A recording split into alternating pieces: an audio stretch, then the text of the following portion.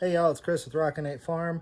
We just got back from our trip to Arizona. Got a bunch of allergy stuff going on because we weren't so used to some of the allergens that exist in the desert that aren't really here in Central Texas. Vice versa, when our family comes here from Arizona, they're all dying, so it's just a regional difference. Back from the trip and getting ready to kind of take a walk around. The one thing I did see this morning is that all of my animals are super happy. All of my animals are very healthy, and they're all alive and they're all well taken care of. So our daughter Ayana had a couple of friends come over and we hired them as farm sitters, and they took care of our farm for the 6 days that we were gone. So Morgan Benoist and Ginny McCook, mad shout out. All the animals are happy and healthy, and I cannot thank you enough. If it wasn't too much work and I didn't run you off, I'll definitely be giving you a call if we ever have to leave the farm again. Good farm sitters are hard to find.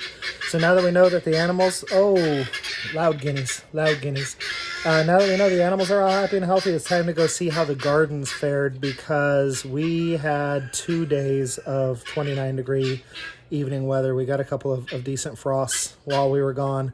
We knew it was coming and rounded up as much veg as we could before we left, and now we're going to go see how they did, and quite frankly, I'm scared. The stuff that we brought up onto the porch before we left, it was in pots, so it was easy to move, so we just brought the cactus and the aloes up onto the porch.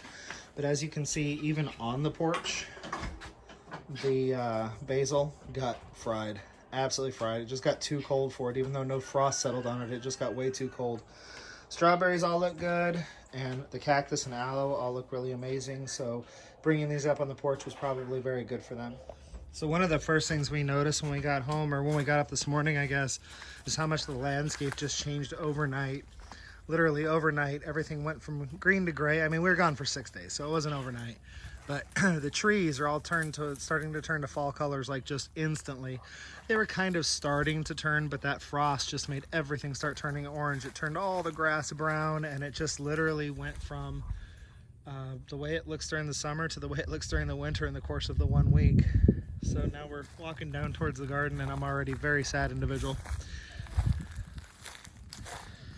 I mean, it's all got to end at some time, but those are some pitiful looking jalapenos. Y'all know what my jalapenos looked like a week ago. They looked like trees. But I came out here and I harvested anything I could find, no matter how small it was. So I think we were able to get most of the fruit off before the frost. These are peppers as well. We got everything we could off of them, but they are done. They're toast. Mint still looks good. It will look good until it gets cold, and stays cold. We cut this basil way back and harvested everything off of it, but it looks like what was left here really got nailed. We'll throw some mulch over it and see if it comes back next year. Oregano looks okay. All of our wild blackberries are turning red and they're really pretty. They're all getting ready to... Sage looks great. Tomatoes. Wowzers. And you can see these were all just very, very, very green tomatoes, and a lot of them were actually kind of small, so I didn't pull them, but they're all goners. They're all... Oh, we got a few green ones that were underneath the foliage. So we'll throw these in the fridge and let them ripen up. One red. Looks like a few that fell under the foliage we're going to be able to get. Look at that, one red tomato. But yeah, I think it's safe to say the tomatoes are done or goners. What do you think?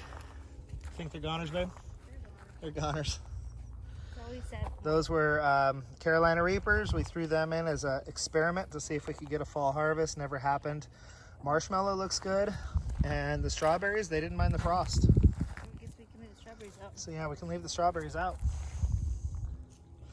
But it's always sad. This is one thing. I love the colder weather. I love when it starts cooling off, but having your garden go from gorgeous to blah over the course of a couple of nights is definitely heartbreaking.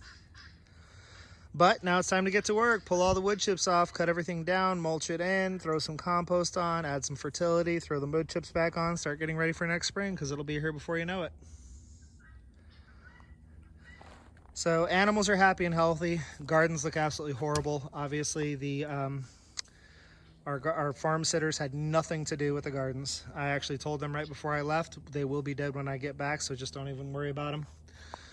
We've got a few things left in the garden that are still looking great, and we'll keep working with them. Everything else will get mulched in, and we'll get ready for next spring. But the animals are happy and healthy, and that's our big investment. So again, Morgan and Ginny, thank you so much for your help, and we'll definitely be calling on you again in the future.